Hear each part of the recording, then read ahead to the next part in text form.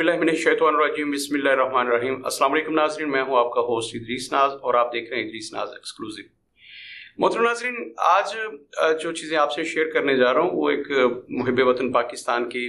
ख्यालात हैं, उसके दिली जज्बात हैं जो आपसे शेयर करने जा रहा हूं। मोहतरम नाज़रीन, अपनी गुफ्तगू के आगाज़ में ये बता दूं कि आज से तकरीबन 1 साल पहले जो मैंने आपके सामने गोशगुजार की थी अपनी गुजारिशात जो तजियात पेश किए थे, उस वक्त मैंने कहा था कि इमरान खान आने वाले वक्तों में इनका सियासी किरदार महदूद कर दिया जाएगा। तब ये बात लोगों की समझ में नहीं आ रही थी। लोगों ने इस बात का बड़ा मजाक उड़ाया। उन्होंने कहा कि इमरान खान एक ऐसी बड़ी सियासी पार्टी के कायद हैं, इतने पॉपुलर लीडर के पाकिस्तान में शायद ही उनके जोड़ का कोई लीडर होगा उनकी पॉपुलैरिटी का मुकाबला कर सकता होगा। बिलाशुबा इमरान खान ने बहुत कम अरसे में, वैसे तो उनकी ये सियासी जिदोजहद जो 20-24 साल पे मुहित है, लेकिन इमरान खान साहब ने पिछले चंद साल में, पिछले 5 से 6 साल में जिस कदर मकबूलियत हासिल की सियासी तौर पर और जितने ताकतवर है, अब उनके बारे में ये नहीं कहा जाता कि वो एक मकबूल तरीन और मारूफ तरीन लीडर हैं, बल्कि ये कहा जाता है कि वो पाकिस्तान के बाअसर और ताकतवर तरीन सियासी शख्सियत हैं। ये सारी रियलिटीज अपनी जगह पे है, लेकिन जब मैं कहता था कि उनके किरदार को महदूद करने का फैसला कर लिया, तब लोग मजाक उड़ाया करते थे। वो कहते थे कि इमरान खान की पार्टी का टिकट लेना तो एक तरफ, इमरान खान से मुलाकात करने के लिए 1-1, 1.5, 2-2 करोड़ रुपया लोग देने के लिए तैयार हैं। और मुझे उस जमाने की बातें सुनाया करते थे, हमारे बहुत करीबी दोस्त बताया करते थे कि जब इमरान खान शौकत खानम के लिए फंड इकट्ठा कर रहे थे, तो हमारे गुजरांवाला के एक बड़े बिजनेसमैन, उन्होंने कहा था कि आप मेरे पास तशरीफ लाएं, एक कप चाय का आप नोश फरमाएं मेरे पास। और उन्होंने उस वक्त इमरान खान साहब को 20 लाख रुपए डोनेशन देने का ऐलान किया था। लेकिन उन्होंने, इमरान खान ने कहा था कि जब मैं गुजरांवाला से गुजरूंगा तो आप जो झोली होगी उसमें 20 लाख डाल दीजिएगा, मेरे पास इतना वक्त नहीं है कि आपके पास आके बैठूं और चाय पीऊं। ये मैं गुजरांवाला के बहुत बड़े बिजनेसमैन जनाब ख्वाजा नेमतुल्लाह की बात कर रहा हूं। ये ख्वाजा नेमतुल्लाह ने उन्हें कहा था, और इमरान खान साहब ने कहा था कि मेरे पास किसी के पास बैठने के लिए टाइम नहीं है।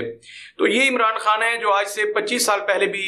30 साल पहले भी इतने ही मकबूल थे कि उस वक्त भी 20-25 लाख लेने के लिए भी वो किसी के पास नहीं जा सकते थे। उन्होंने कहा था बस झोली में आप डाल दें फंड जो भी देना शौकत खानम के लिए, मेरे पास इतना वक्त नहीं है कि मैं आपके पास आके बैठूं और चाय पीऊं। आज सूरत हाल ये है कि इमरान खान का टिकट लेना तो बड़ी दूर की बात है, लोग उनसे मीटिंग फिक्स करने के लिए कि एक दफा इमरान खान से मिल लूं, उनकी पार्टी के कारकुन करोड़ों रुपए देने के लिए तैयार हैं। और सुना गया है कि इमरान खान साहब मुलाकात के लिए भी बाकायदा से उनके लिए पैसे तय होते हैं और फिर खान साहब मुलाकात करते हैं। ये खैर अफवाहें हैं, लेकिन इसमें कोई शुबा नहीं है कि इमरान खान साहब के टिकट जो हैं वो बिके, बहुत भारी कीमत पर बिके, और मुख्तलिफ इदारों ने फिर उनके टिकट जो है उनके जरिए बिके। आर्मी के बड़े बड़े अहदेदारों के जरिए उनके टिकट बिके, और जैसे जनाब साबिक चीफ जस्टिस साकिब निसार साहब का नाम आ रहा है, उनके बेटे का नाम आ रहा है। तो ये सारी सूरत हाल है। इमरान खान साहब का टिकट इतना पॉपुलर, लेकिन हैरत की बात, लोग मेरी बात को मानने के लिए तैयार नहीं थे उस वक्त। वो कहते थे ये कैसे हो सकता है कि जिस पार्टी का टिकट लेने के लिए लोग इतने अतावले हों, बेताब हों और करोड़ों रुपया खर्च करने पे तुले हुए हों, आप कह रहे हैं कि उसकी पार्टी का लोग टिकट नहीं लेंगे। तो आप देख लीजिए, आज उसका आगाज हो गया। आज विकेटें गिरना शुरू होगी। जो लोग पार्टी का टिकट लेने के लिए बेताब थे, आप वो पार्टी का टिकट वापस कर रहे हैं। आज 2 प्रेस कॉन्फ्रेंसेस होने जा रही हैं। एक वीडियो बयान आ गया पीटीआई के एक टिकट होल्डर का, जिन्होंने अपने बेड पे बैठ के कहा है कि मैं पीटीआई का टिकट जो है वो विड्रॉ करता हूं, मुझे नहीं चाहिए ऐसा टिकट। तो ये एक नुक्ता आगाज है। मेजर आमर कियानी, उनका भी ये थोड़ी देर के बाद आप देख लीजिएगा। तो ये जो सारा कुछ होने जा रहा है, ये मेरी उस तजिए का, उस पेशगोई का पेश खैमा है जो मैंने कहा था कि इमरान खान साहब की पार्टी जो है उसका शराजा बिखरने वाला है। अभी तो एस्टेब्लिशमेंट ने अपनी छड़ी नहीं हिलाई, जिसको हाँक के एस्टेब्लिशमेंट लाई थी इस पार्टी में, उन लोगों को एस्टेब्लिशमेंट ने कह रखा है कि अभी आपने यहीं रुकना है, यहीं स्टे करना है, हमने अभी इस पार्टी में रहते हुए आपसे काम लेना है। तो जिस वक्त एस्टेब्लिशमेंट ने उनको सब्ज झंडी दिखा दी, फिर आप देखिएगा कि ये पत्ते कैसे झड़ते हैं। खैर, आज मेरा मौजू ये नहीं था। मैंने जैसे आपको कहा था कि मैं एक मुहिब्बे वतन पाकिस्तानी की तरह कुछ दिल की बातें, दिली एहसास, जज्बात आपके सामने शेयर करना चाहता हूं, तो उस तरफ आता हूं। मोहतरम नाज़रीन, इस वक्त 2 चीजें बड़ी इंपॉर्टेंट हैं। कल के प्रोग्राम में मैंने अर्ज किया, एक चीज ये थी कि आपने देखा कि लोग आर्मी को बरमला तौर पर बुरा भला कह रहे हैं, गालियां दे रहे हैं, बल्कि उनकी तनसीबात को निशाना बना रहे हैं, उसे जला रहे हैं। और दूसरी तरफ परसों जो कुछ सुप्रीम कोर्ट ऑफ पाकिस्तान के सामने हुआ, वहां पाकिस्तान की टॉप की लीडरशिप ने सुप्रीम कोर्ट के चीफ जस्टिस को, मोअज़्ज़ज़ चीफ जस्टिस को तू कह के मुखातिब किया और कहा कि तुम इस्तीफा दे के चले जाओ वरना ये होगा वो होगा। आपने गौर किया ये लबो लहजा पाकिस्तान के दो बड़े इदारों के बारे में है। एक पाकिस्तान आर्मी है जिसको गालियां दी जा रही है और दूसरी सुप्रीम कोर्ट ऑफ पाकिस्तान है, पाकिस्तान की सबसे बड़ी अदालत जिसे गालियां दी जा रही हैं। एक पाकिस्तानी की हैसियत से मैं बहुत दुखी हूं, मेरा दिल खून के आंसू रो रहा है कि ये इन दो इदारों के तकद्दुस के साथ जो खेल खेला जा रहा है वो काबिल मुजम्मत बहुत छोटा लफ्ज है, उसकी जितनी मुजम्मत की जाए कम है, बल्कि उसके साथ आहनी हाथों से निबड़ना चाहिए। यह रियासत की जिम्मेदारी है, पाकिस्तान आर्मी की और पाकिस्तान की सबसे बड़ी अदलिया की, बल्कि सेशन और उससे भी छोटी अदालतों का भी एहतराम मलहूज़ खातिर रखना जाना चाहिए और यह बहुत जरूरी है। अगर ऐसा नहीं होता तो फिर पाकिस्तान की सालमियत जो है वो पूरी तरह से खतरे में होगी। लेकिन मुहतरम नाज़रीन, यहाँ एक सवाल करना चाहता हूं कि जब पिछले 50 साल से हम देख रहे हैं कि इस मुल्क में जो भी हुकूमत आती है उसको किसी न किसी तरीके से एस्टेब्लिशमेंट की यानी फौजी एस्टेब्लिशमेंट की आशीर्वाद हासिल होती है। आम बच्चा ये कहता है कि पाकिस्तान की एस्टेब्लिशमेंट के बगैर कोई पार्टी बरसर इक़्तिदार नहीं आ सकती, चाहे वो जितनी मर्जी मकबूल पार्टी हो। मोहतरम नाज़रीन, जब ये बातें हों, जब ये कहा जाए कि अब एम्पायर जो है वो उंगली खड़े करने वाला है और जिस रोज एम्पायर ने उंगली खड़ी कर दी उस रोज असेंबली डिसॉल्व हो जाएगी, उस रोज मुंतखब वज़ीर आज़म इस्तीफा दे देगा, और जब ये उनकी तरफ इशारा करके तकरीरों में कहा जाए कि अब आप न्यूट्रल रहे, अब आपने काम नहीं करना, पहले उन्हीं को कहा जाता था, कंटेनर पे खड़े होकर कहा जाता था कि अंपायर उंगली खड़ी करने वाला है। तब नवाज शरीफ की हुकूमत थी तो इमरान खान साहब कहते थे कि अब अंपायर उंगली खड़ी करने वाला है और फिर यानी कि आउट देने वाला है, और उसके बाद नवाज शरीफ मुंतखब वज़ीर आज़म जो है वो मुस्ताफी हो जाएंगे, और उसके बाद इमरान खान साहब ने कहना शुरू किया अब आप न्यूट्रल हो जाएं। जब ये समझा जाए कि फौज की इस हद तक इन्वॉल्वमेंट है कि वो जिसे चाहे वो घर भेज सकते हैं और जिसे चाहे इक़्तिदार में ला सकते हैं, जब फौज इस हद तक आगे बढ़ जाए, सियासी असर और रसूख इस हद तक बढ़ जाए, सियासी मुदाखलत इस हद तक बढ़ जाए कि वो अपनी मर्जी के बंदे को वज़ीर आज़म बनाते हैं, अपनी मर्जी की पार्टी को बरसर इक़्तिदार लाते हैं और जिससे उनका दिल भर जाए उसे इक़्तिदार से हटा देते हैं, और वो चाहे तो उस शख्स को जो 3 दफा वज़ीर आज़म बना हो, 3 दफा वज़ीर आला बना हो, उसे पूरी जिंदगी के लिए नाअहल करार दिलवा सकते हैं। तो जब आपकी मुदाखलत इस कदर ज्यादा हो, आप ही सारी सियासत कर रहे हों, हर इदारे में आप बैठे हों, मीटर रीडिंग तक आप कर चुके हों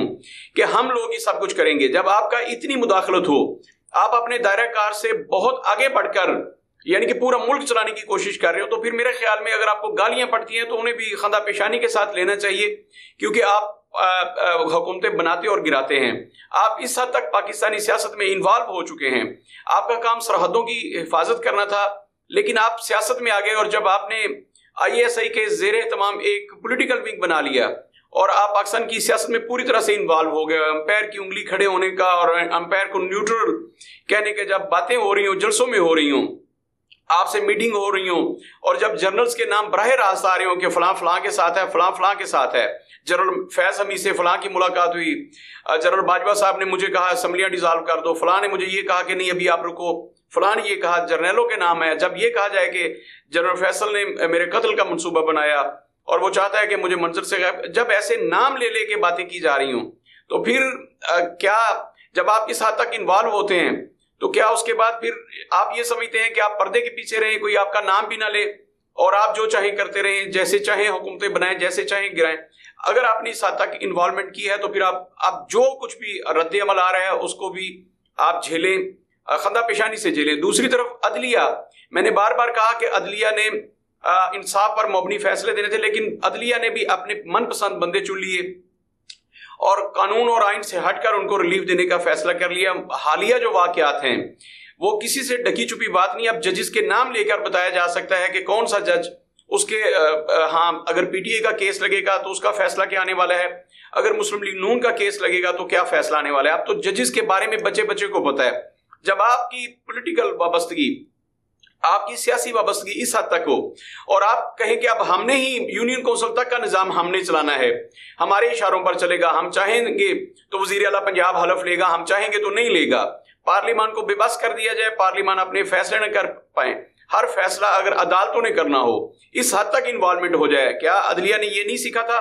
कि आर्मी को क्यों गालियां दी जा रही हैं, आर्मी की तनसीबात को क्यों निशाना बनाया गया है, उन्हें क्यों जलाया गया है? उसकी वजह के सियासत में उनकी मुदाखलत बहुत ज्यादा बढ़ गई थी। अदलिया ने उससे नहीं सीखा, अदलिया ने अपनी मुदाखलत इस हद तक आगे बढ़ा ली है अवामी मामलात में, सियासी मामलात में। अब अगर अदलिया को तू तकार करके अदलिया के सामने खड़े होकर कोई ललकारता है, अदलिया से 200 फुट के सामने, चीफ जस्टिस से 200 फीट के सामने खड़ा होकर कोई इस तरह से ललकारता है, कोई भी लीडर ललकारता है, तू करके बुलाता है और कहता है कि अगर तुमने इस्तीफा ना दिया तो फिर ये होगा और तुमने ये किया, तुमने ये किया। अदलिया का जब तकद्दुस पामाल हो जाए, अदलिया की इज्जत ना रहे, तो अदलिया को एक दफा जरूर सोचना होगा कि इसकी क्या वजह है। उन्होंने किस हद तक अपनी इन्वॉल्वमेंट कर लिया सियासी तौर पर कि अब लोग उन्हें सरेआम गालियां देते हैं, और अगर उनके लीडर कह दे तो वो ईंट से ईंट बजाने के लिए भी तैयार हैं। मोहतरम नाज़रीन, वो दो बहुत बड़े इदारे जिन पर पाकिस्तान की सालमियत टिकी है, पाकिस्तान का मुस्तकबिल टिका है, इन दो इदारों ने पाकिस्तानी सियासत में इस हद तक अपनी मुदाखलत बढ़ा ली है, इस हद तक मुदाखलत बढ़ा ली है कि अब अवाम का गैज़ो गज़ब जो है वो अपनी लीडरशिप से नहीं है, डिलीवर वो लोग नहीं करते, लेकिन वो समझते हैं कि हमें अगर हमारे लीडर्स को ये दो इदारे काम करने देते, ये चलता ना करें, ये ना किसी को लाएं, ये मुदाखलत ना करें, तो हमारे लीडर्स डिलीवर कर सकते हैं। अब लोगों का ख्याल ये है, तो इन दो इदारों को सोचना होगा, बल्कि इन दो इदारों पर ही मौकूफ नहीं, मैं कहता हूं पाकिस्तान के तमाम इदारे जो हैं, जो उन्हें फराइज सौंपे गए हैं, वो काम नहीं कर रहे। मैं आपको एग्जाम्पल देता हूं, महकमा सुई गैस के आप ले लीजिए, उसके जो MD हैं वो 68 लाख रुपए माहवार तनख्वाह लेते हैं, यानी कि 2 लाख कम 70 लाख रुपए वो माहवार तनख्वाह वसूल करते हैं पाकिस्तानी खजाने से। यानी कि जो बंदा 68 लाख रुपए तनख्वाह लेता है, उसका काम सिर्फ ये है कि एक तो लोगों को नए कनेक्शंस नहीं देना, इस पे पाबंदी लगा के रखना है, और दूसरा उसका काम ये है कि घरों में सारिफीन को गैस नहीं देनी। आप इत्मीनान के साथ कभी भी चूल्हा जला के, चूल्हा ऑन करके, गैस ऑन करके अपने लिए खाना नहीं बना सकते। कोई मखसूस औकात है, उनमें महदूद सतह पर आपको गैस मिलती है। और जो पाकिस्तान में सबसे ज्यादा सैलरी ले रहा है 68 लाख रुपए, उसका काम सिर्फ ये है कि उसने लोगों के चूल्हे किस वक्त ठंडे करने और किस वक्त गर्म करने हैं, सिर्फ ये प्लानिंग है उसके पास, और कोई प्लानिंग नहीं। नए कनेक्शन कैसे देने हैं, मैनेज कैसे करना है, ये उसकी प्लानिंग का हिस्सा नहीं है। वो सिर्फ 70 लाख रुपए इस बात के ले रहा है कि अपनी नाहली को अहलियत कैसे साबित करना है। और यही सिर्फ काम नहीं है, माजरत चाहता हूं, सिर्फ इतना काम नहीं है, पाकिस्तान में सबसे ज्यादा करप्शन कैसे करनी है। मोहतरम नाज़रीन, इस वक्त मैं गुजरांवाला में बैठा हूं, और गुजरांवाला में 2 दर्जन से ज्यादा ऐसे इदारों को मैं जानता हूं जहां डेली करोड़ों रुपए की गैस चोरी की जाती है, और सुई गैस के महकमे को करोड़ों रुपए दिए जाते हैं। एक बहुत बड़े सहाफी जो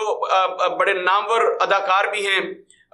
स्टेज से उन्होंने आगाज किया, उन्होंने भी एक डील करवाई थी और उसमें पैसे लिए थे उन्होंने भी। तो नाज़रीन, जब ये हो रहा हो कि आपके मुल्क में हर रोज लाखों रुपए की गैस चोरी होती हो, लाखों रुपए की बिजली चोरी होती हो, और आपके इदारे लोगों को लोड शेडिंग दें, लेकिन बड़ी बड़ी फैक्ट्रियों को करोड़ों रुपए की लूट मार की इजाजत दे दें, तो हर इदारा क्या कर रहा है? फिर अगर आप ये कहें कि मैं 68 लाख रुपए लूं और लोग मेरे इदारे के सामने आके जूते ना लहराएं, डंडे ना मारे मेरे गेट को, मुझे बुरा भला ना कहें, मेरे पुतले ना जलाएं, हमारे महकमे को कुछ ना कहें, तो नाजरीन ये बड़ा मुश्किल है। लोगों के सब्र का पैमाना लबरेज हो चुका है। वो इदारे जिन्होंने डिलीवर नहीं किया, पाकिस्तान के तमाम इदारे, वहां पर जो मकूला मशहूर है कि वो दफ्तर में आने के तनख्वाह लेते हैं और लोगों के काम करने के पैसे लोगों से लेते हैं। तो मोहतरम नाज़रीन, जब ये आलिम हो, हमारी पुलिस जो है बिलाशुबा मैं समझता हूं दूसरे इदारों से बेहतर काम कर रही है, लेकिन पुलिस जिन लोगों ने मेरी आंखों के सामने इस मुल्क को लूटा है, जिनके बाप दादा और वो खुद साइकिल पे थे, आज वो अरबों खरबों रुपए के मालिक हैं,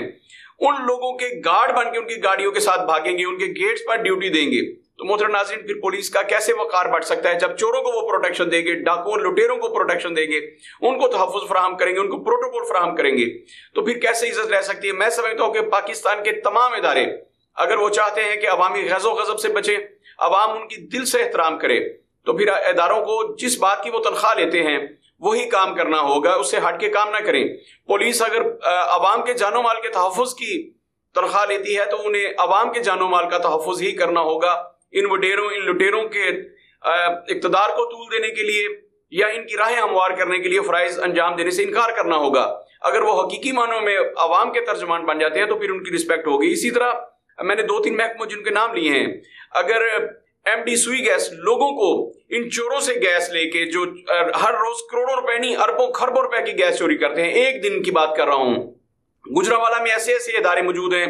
मैं 2 दर्जन से ज्यादा इदारों को जानता हूं जो हर रोज करोड़ों रुपए की गैस चोरी करते हैं, हर रोज करोड़ों रुपए की बिजली चोरी करते हैं। तो मुतलका महकमे अगर उनकी चोरी को रोके,